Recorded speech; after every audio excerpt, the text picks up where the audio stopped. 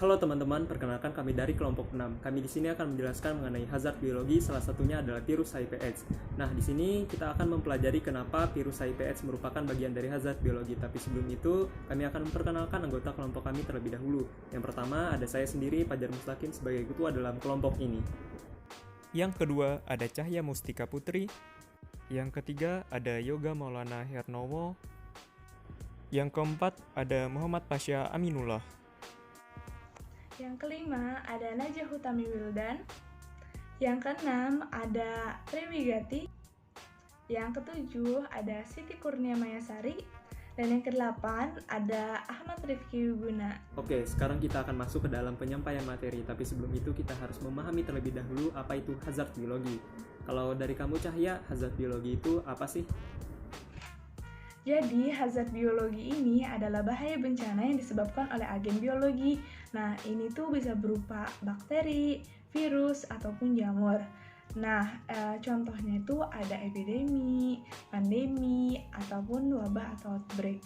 Nah, tetapi perubahan iklim ini dia itu juga bisa menentukan timbulnya hazard biologi ini. Ya begitu, Jar.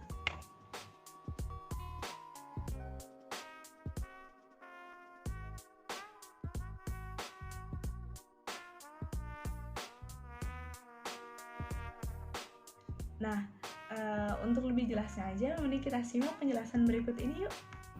Sekarang saya akan menjelaskan mengenai HIV/AIDS.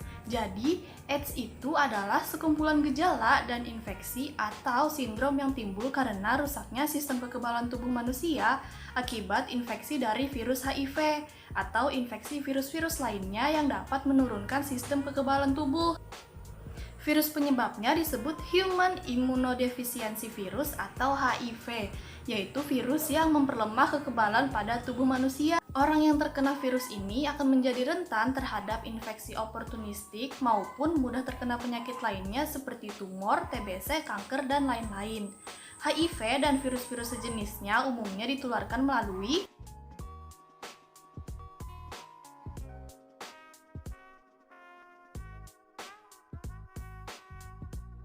Berdasarkan video tadi, terlihat perawat terkena needle stick injury. Kejadian tertusuk jarum suntik atau benda tajam lainnya tersebut dapat disebabkan karena peralatan yang tidak aman, petugas yang lalai, atau tidak mengikuti standar operasional prosedur, dan juga karena lemahnya sistem pengawasan di rumah sakit. Faktor bahaya fisik merupakan yang dominan, yaitu jarum suntik atau benda tajam yang berdampak luka tusuk dan tertular penyakit menular dari pasien. Pada pekerjaan pengambilan sampel darah pasien, bahaya biologi yaitu kontak dengan darah pasien yang berdampak tertular penyakit hepatitis, AIDS, dan HIV. Bahaya perilaku yaitu tidak menggunakan alat pelindung diri yang berdampak mudah tertular penyakit hepatitis, AIDS, dan HIV. Pada pekerjaan pemasangan infus pada pasien yang memiliki dua tahap pekerjaan, yaitu penusukan jarum ke vena dan merapikan alat. Bahaya biologi yaitu kontak dengan darah pasien yang berdampak tertular penyakit hepatitis, AIDS, dan HIV. Pada pekerjaan injeksi obat pada pasien memiliki satu tahap pekerjaan, yaitu penusukan jarum ke vena. Penusukan jarum ke vena pasien memiliki bahaya fisik menggunakan jarum suntik yang berdampak tertusuk jarum suntik.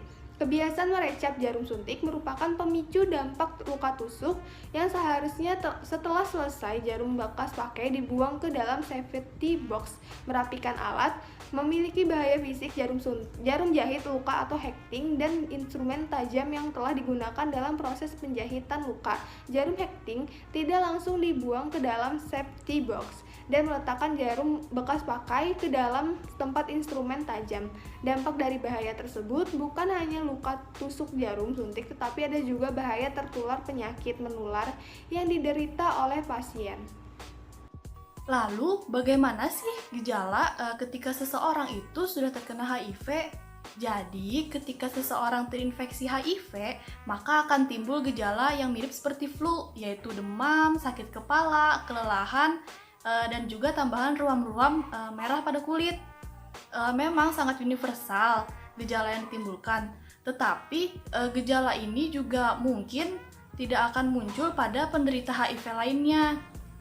Maka dari itu, pemeriksaan HIV adalah satu-satunya cara agar kita mengetahui kita terinfeksi atau tidak. Karena sistem kekebalan terus-menerus diserang virus, gejala-gejala dari penyakit ini akan berkembang. Ini termasuk yang pertama, gejala ini dapat berlangsung lama. Ketika sistem kekebalan rusak parah, kanker, infeksi lain, dan kerusakan otak itu dapat terjadi. Untuk lebih spesifiknya, menurut Nur Salam, perjalanan penyakit HIV itu terbagi menjadi 4 stadium klinis dengan waktu pencapaian pada setiap stadium klinisnya itu berbeda pada setiap penderita. Awalnya, infeksi dimulai dengan masuknya HIV ke dalam tubuh sampai tes antibodi terhadap HIV menjadi positif. Proses ini disebut window period dengan lama prosesnya 1-3 bulan. Bahkan ada yang berlangsung sampai 6 bulan. Lalu stadium kedua yaitu stadium tanpa gejala atau asimptomatik. Berarti di dalam organ tubuh tidak menunjukkan gejala keadaan penyakit HIV. Proses ini dapat berlangsung selama 5-10 tahun.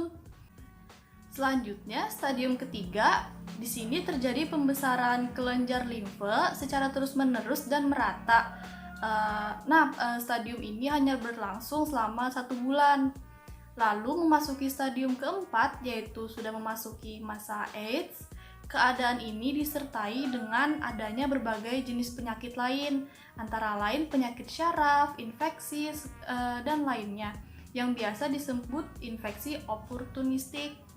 Nah, adapun penanganan atau penanggulangan yang dapat dilakukan terhadap HIV atau AIDS yakni diperlukan peran aktif multi pihak baik pemerintah, masyarakat, tenaga kesehatan, serta mereka yang terinfeksi dan terdampak dalam pencegahan pengobatan, mitigasi dampak, dan pengembangan lingkungan yang kondusif secara sistemik dan terpadu agar tujuan tercapai.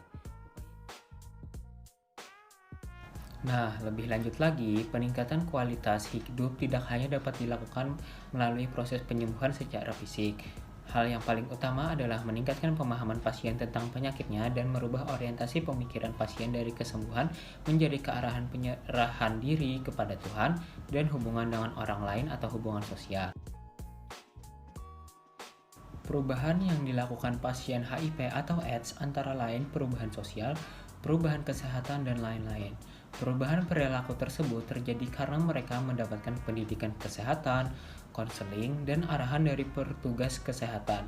Perubahan perilaku yang dijalani pasien HIV atau AIDS antara lain lebih rajin olahraga, lebih memperhatikan asupan makanan yang dikonsumsi, melakukan kegiatan seperti akupuntur, mendengar ceramah, dan tidak berganti-ganti pasangan.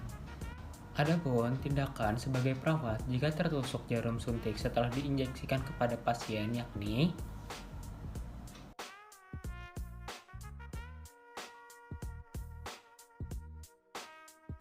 untuk menjadi nakes yang berkualitas, selain memiliki etika dan moral yang tinggi, juga memiliki keahlian yang baik yang selalu ditingkatkan melalui peningkatan pendidikan.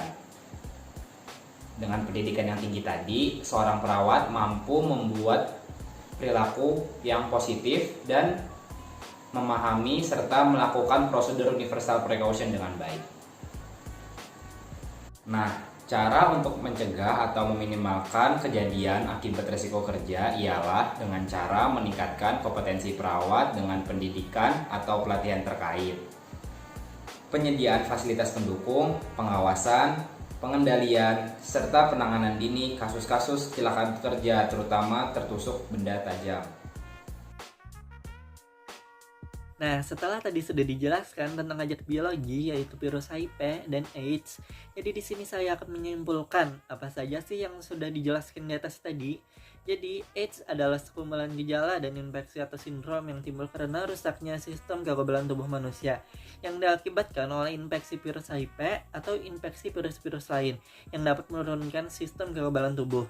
Ditularkan melalui kontak langsung antara lapisan kulit dalam atau aliran darah dengan cairan tubuh yang mengandung HIV seperti darah, air mani, cairan vagina, cairan berseminal, dan air susu ibu.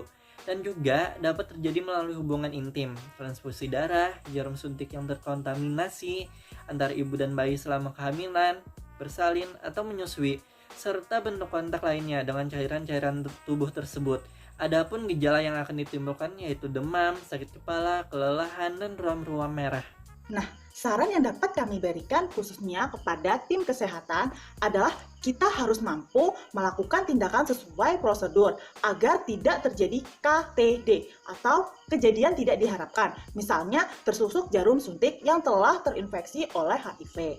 Untuk menghindari hal tersebut, perawat atau tim kesehatan lainnya harus melakukan pendidikan dan pelatihan terkait penyediaan fasilitas pendukung, pengawasan, pengendalian, serta penanganan dini untuk kasus-kasus kecelakaan, terutama tersusuk benda tajam.